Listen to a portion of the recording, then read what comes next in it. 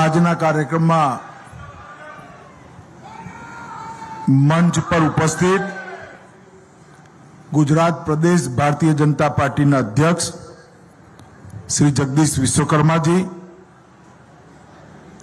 ગુજરાતના ઉપમુખ્યમંત્રી અને ગૃહમંત્રી શ્રીમાન હર્ષ સંઘવીભાઈ, ગાંધીનગરના મેયર મીરાબેન પટેલ, ડેપ્યુટી મેયર નટવરજી ઠાકોર, શ્રી ગૌરાંગભાઈ વ્યાસ, ધારાસભ્ય રીતાબેન પટેલ, શ્રી સુધીર બિચરેજી, શ્રી શકુન તાપટેજી અને આજના કાર્યક્રમમાં ઉપસ્થિત સૌ ભાઈઓ બહેનોને મારા નમસ્કાર, રામ રામ.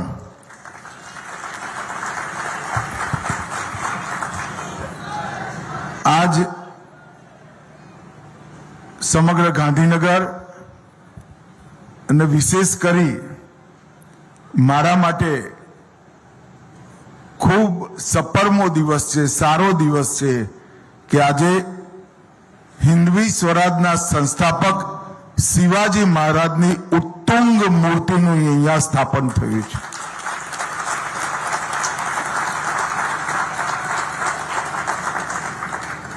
લગભગ 21 ફૂટ ઊંચી આ મૂર્તિ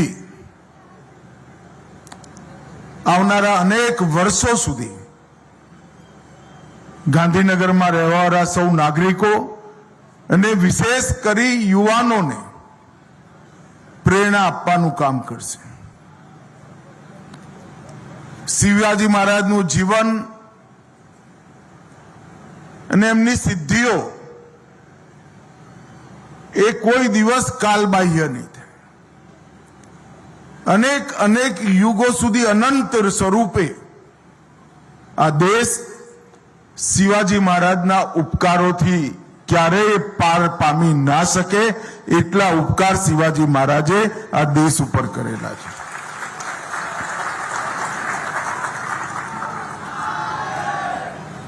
જ્યારે ચારે બાજુ ગુલામીનો અંધકાર હતો, અફઘાનિસ્તાનથી કન્યાકુમારી સુધી અને સોમનાથથી ઓરિસ્સા સુધી સમગ્ર દેશ ગુલામીની જંજીરોમાં જકડાયેલો હતો. ક્યારેક ક્યાંક મુગલ સલ્તનત નબળી પડે અને આદિલશાહી આવે તો એવું લાગતું હતું કે આપણે આઝાદ થઈ ગયા. એ હિસ્સો મુગલ સલ્તનતથી આઝાદ થયો. ધીરે ધીરે ધીરે દેશના લોકો સ્વરાજ એનો વિચાર ભૂલી ગયા હતા. સ્વરાજ, સ્વધર્મ અને સ્વભાષા આના સંસ્કાર અનેક વર્ષોની ગુલામી, યાતના અને પ્રતાડનાઓથી લગભગ લુપ્ત થઈ ગયા હતા. એ વખતે 16 વર્ષની ઉંમરમાં રાયેશ્વર મંદિરમાં હિન્દવી સ્વરાજની સ્થાપના કરવાનો સંકલ્પ એક 16 વર્ષના શિવાજીએ કર્યો અને આ દેશને એક નવો રસ્તો બતાવવાનું કામ.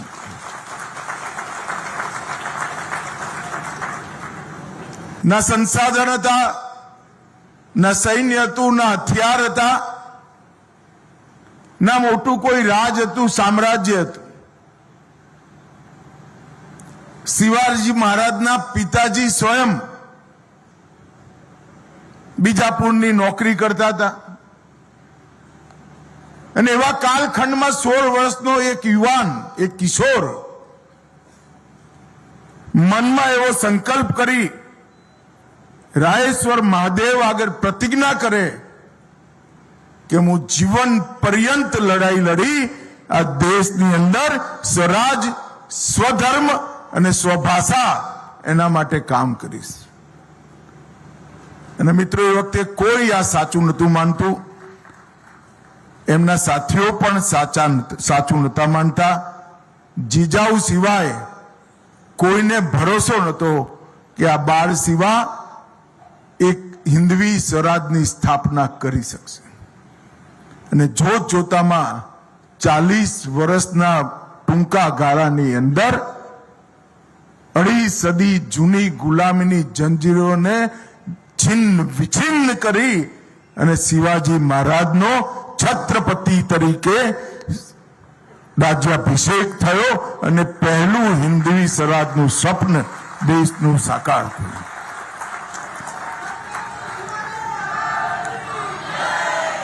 અને શિવાજી મહારાજે સંઘર્ષ ક્યારેય ના છોડ્યો. એમના મૃત્યુ સુધી ઔરંગઝેબ જીવ્યો. શિવાજી મહારાજની હિંમત તોડવા સમગ્ર મુગલ તાકાત લાગી, મગર શિવાજી મહારાજે પણ લડાઈ ક્યારેય ન છોડી.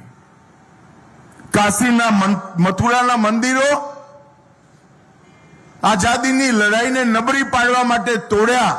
એ વખતે શિવાજી મહારાજે દક્ષિણના મંદિરોની રક્ષા કરી અને સપ્ત કોટેશ્વર મંદિરને ફરીવાર પવિત્ર કરી પુનઃસ્થાપના કરવાનું કામ શિવાજી મહારાજે કર્યું. અને એ જ વખતે એમને સંદેશ આપી દીધો હતો કે સનાતન ધર્મ મંદિરો તોડવાથી સમાપ્ત નહીં થાય. વિધ્વંસક તાકાતો મંદિરો તોડશે, અમે નવા બનાવતા જઈશું અને આ દેશ સ્વરાજ પ્રાપ્ત કરીને જ રહેશે. મિત્રો, અને શિવાજી મહારાજે શરૂ કરેલી એ મુહિમ જ્યારે નરેન્દ્રભાઈના હાથે રામ મંદિરનું ભૂમિપૂજન થયું અને રામ મંદિરની પ્રાણ પ્રતિષ્ઠા થઈ, એ વખતે એ શિવાજી મહારાજનું સ્વપ્ન પૂર્ણતયા પૂરી કરવાનું કામ. એ જ કાશી વિશ્વનાથ કોરિડોર જે ઔરંગઝેબે તોડ્યો હતો, એ કાશી વિશ્વનાથ કોરિડોરને ફરીવાર એટલો જ ભવ્ય બનાવવાનું કામ પૂરું થયું. અને 16 વાર તૂટેલું સોમનાથનું મંદિર પણ હવે સુવર્ણ મંડિત થવાની તૈયારીઓ થઈ ગઈ. મિત્રો, એ બતાવે છે કે 16 વર્ષના યુવાને કરેલી પ્રતિજ્ઞા આજે પૂર્ણ રૂપે સમગ્ર દેશે એ સંસ્કાર ઉપાડી લીધા. શિવાજી મહારાજે એ જમાનામાં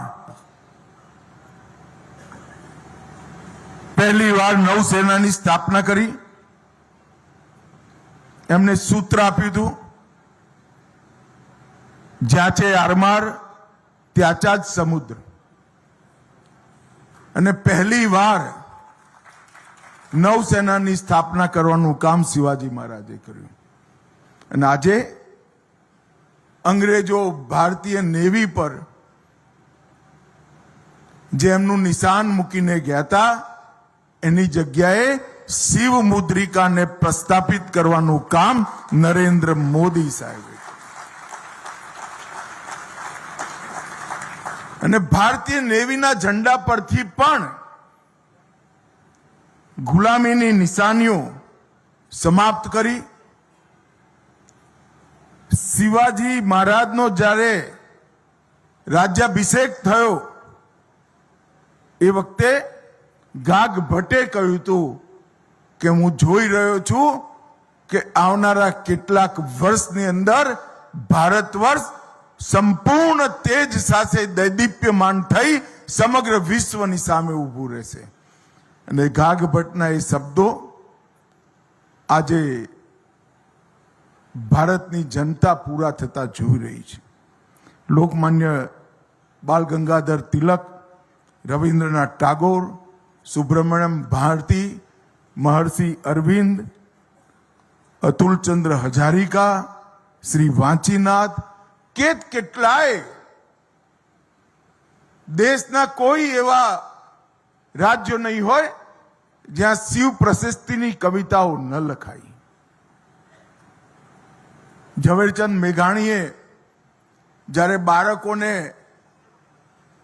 પારણામાં વીરતાના સંસ્કાર આપવા માટે કવિતા લખવાનો નિર્ણય કર્યો, ત્યારે એમને શિવાજીને જ પસંદ કર્યા અને શિવાજીનું હાલરડું એની રચના કરી. અને આજે પણ જે માની ઈચ્છા હોય કે મારો દીકરો દેશની સેવા કરે, એ બાળકોને શિવાજીનું હાલરડું સંભળાવે છે. શિવાજીએ ભારતની ભાષાઓ માટે પણ ખૂબ કામ કર્યું. જ્યારે શાસનમાં આવ્યા ત્યારે કેટલાક વિદ્વાનોને ભેગા કરી ફારસીને ઉર્દુ શબ્દોમાં ને શાસનની ભાષામાંથી વ્યવસ્થામાંથી હટાવી મરાઠી અને સંસ્કૃત શબ્દો આવે એના માટે ખૂબ મોટો પ્રયાસ કર્યો. ને જીવન પર્યંત એવી ટોળી ઊભી કરી જે સ્વરાજ, સ્વભાષા અને સ્વધર્મ માટે જીવે. અને શિવાજીના મૃત્યુ પછી 100 વર્ષની અંદર તો શિવાજીએ મહિમા મંડિત કરેલો ભગવો અટકથી કટક અને કટકથી પૂના સુધી પૂરા દેશ પર છવાઈ ગયો. અને આજે એ જ ભારત જે શિવાજીના સ્વના સંસ્કારો ઉપર ચાલ્યું, એ સમગ્ર વિશ્વની અંદર કેટલાય મનુષ્યોએ કલ્પના કરેલા ભારત માતાના દૈદીપ્યમાન ચિત્રને વિશ્વની સામે ઊભું રાખવા માટે સફળ થયું છે. હું તો જે સમિતિએ આટલો પરિશ્રમ કરી શિવાજી મહારાજની ઉત્તુંગ મૂર્તિની સ્થાપના કરી છે, એ સમિતિના સૌ સદસ્યોને મનપૂર્વક સાધુવાદ, અભિનંદન આપવા માંગુ છું. અને મૂર્તિકારે પણ આબેહૂબ મૂર્તિ, જાણે હમણાં શિવાજી મહારાજ નો ઘોડો આગળ ચાલે એ પ્રકારની મૂર્તિનું નિર્માણ કર્યું છે. મૂર્તિકારને પણ મારા ખૂબ ખૂબ અભિનંદન. આજે એક ખૂબ મોટું કામ ગુજરાતની રાજધાની ગાંધીનગરમાં થયું છે અને આપ સૌએ આ પુણ્ય કાર્યમાં મને બોલાયો, મારા હાથે પ્રતિમાનું અનાવરણ કર્યું, એ બદલ આપ સૌનો હું હૃદયપૂર્વક આભાર માનું છું. અંતે ફરી એકવાર શિવ છત્રપતિ બતાવેલા રાસ્તા પર આપણે સૌ ચાલીએ અને દેશ પણ એ રાસ્તા પર જ આગળ વધતો જાય એવી મારી મનની ઈચ્છા આપ સૌની સામે રાખું છું. એકવાર શિવાજી મહારાજનો જયકારો લગાવીશું. મારી સાથે બળજા બોલજો, જય જય જય જય જય શિવાજી, જય જય જય જય જય ભવાની, ભારત માતા કી જય.